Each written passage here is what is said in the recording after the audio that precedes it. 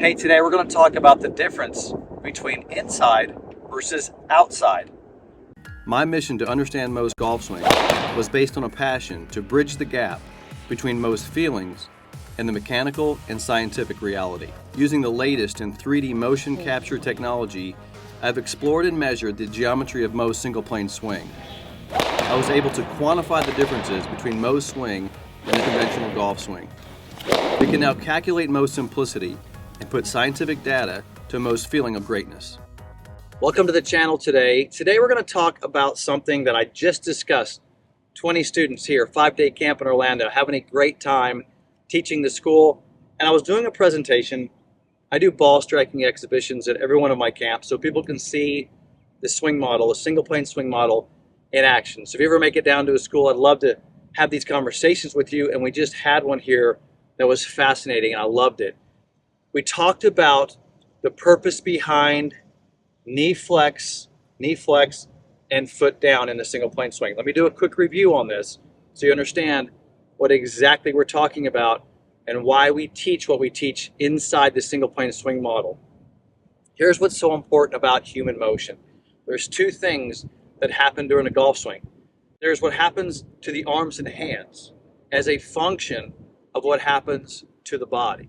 In other words, the arms and hands can only do what they need to do, or they do what relative to what the body positions itself. So I'll give you a quick example. If your body is in this position, the arms and hands can only do so much. They can only travel in certain areas. If my body was tilted way over here, my arms and hands can only do so much. They can't get over here, right? So wouldn't that make sense that the position of your body kind of dictates what the hands and arms are capable of? Now, add another element to this, the club being held by the hands. Now you're dictating what the club is capable of. And you see where I'm going with this. There's this, what I call domino effect of the position of the body has so much to do with, am I able to get the club to move correctly and make great contact with the ball? Which leads me to the topic I want to bring to you today, which I just had with my large group of students, which is, how is the body performing this limitation motion as you're moving, and there's an internal rotation effect happening inside the body. And it's not that complicated. I don't want to make it seem like I'm overcomplicating this thing. I just told my students, look, I can make this thing sound extremely complicated. But here's what, let me just kind of narrow it down for you. There's what you see on video in a golf swing is generally what's happening on the outside. You're watching the body move and you're watching the club move. And you're seeing the tilt of the body, you're seeing the rotation of the body in some aspects, and you're seeing this movement. You see that from that camera. What you don't see is what's happening internally in my body. For example, when I make this backswing here, so if I take this club and I make a backswing, you see my leg racing that motion, but you don't see the leg, what's happening inside this leg. You don't see what's happening in this body. And one of the reasons that I wanted to talk to you about this is because one of the most important aspects that I teach in the swing is pelvis stability and control. But I'm not saying you don't rotate it. That's not the point. The point is I've got to rotate the pelvis, and then I've got to stabilize against this knee. Why? Why do I want to rotate the pelvis and stabilize against the knee? Well, because if I can stabilize this, I can slow it down and eventually stop it so that the torso can then get into a proper position, rotation, bend, side bend, and I can accelerate the club. So I'm doing this for arm speed. I'm doing this for the hand path. Those of you that are having trouble with arm and hand path, maybe coming over it or whatever the problems you're having, I do this all the time. In my schools, we'll do measurements. I'll measure your body position. I'd say 80 to 85% of the time, the problem is in your pelvis position. Pelvis position. Make note of that. And what I mean by that is it may be out of position at a dress, but when I come down, I have to be in position here with the pelvis so that I can rotate correctly. Look at my torso staying tilted and then smash the golf ball from the proper tilt of my body. The pelvis position is primary to torso position, right? It comes first.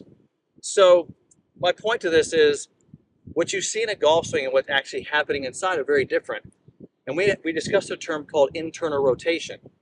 Internal rotation is when the right side of this pelvis moves internally, okay? That's different than moving externally, where the outside of the pelvis moves this way. I'm rotating on it, and the leg is rotating internally, right?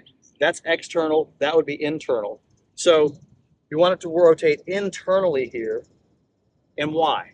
Because it slows this down and braces against this, and I feel that as I release the upper body. That was the big discussion today. I loved it because I never know how detailed I should get into the biophysics of it. I don't know if I overwhelm people with information, and maybe I do the same to you.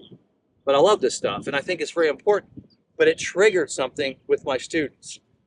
The students were like, "What? I never heard that before." And I said, "I probably never said it before because I was afraid to say it because I didn't want to sound like I'm overcomplicating this." The way you accomplish it, though, is very simple. Very simple. When you come down, you go into a lead knee, rotated foot, you keep the leg planted, and then you keep the trail heel down, and it forces you to move internally. If you lift that heel, you move in an external rotation of the pelvis.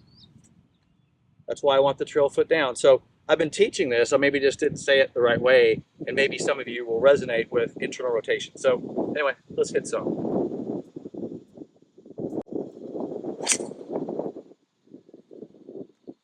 And when I feel that,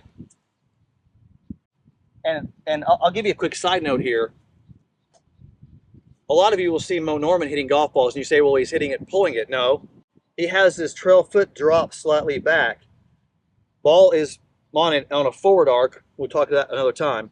But it allows for more internal rotation, and with the driver, you want that because the ball is so far forward. So even Ben Hogan, Mo Norman, they had a radius built in their stance for this purpose. There is a biophysical purpose to foot position. And okay, before I hit another one, just to know this, why am I talking foot position? Well, I'm talking foot position because what did I say earlier? The pelvis is primary to torso. Torso is primary to arms and hands. If you don't get the pelvis and torso correct, you can't get the arms and hands correct. Pelvis is primary. It moves first in the swing. So keep that in mind. I'm going to drop this foot slightly back.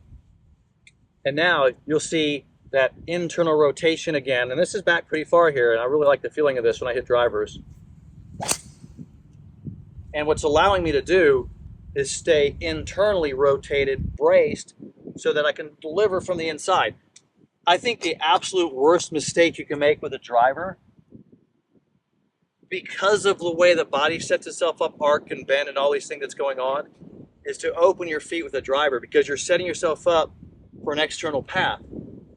If you come over it, that's a big problem. So watch this again.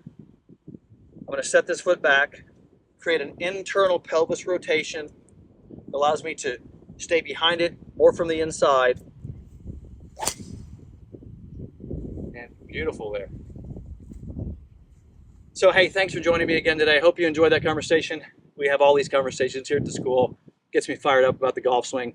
Thanks for joining me. Hit the bell icon, give me a thumbs up. I'll see you soon.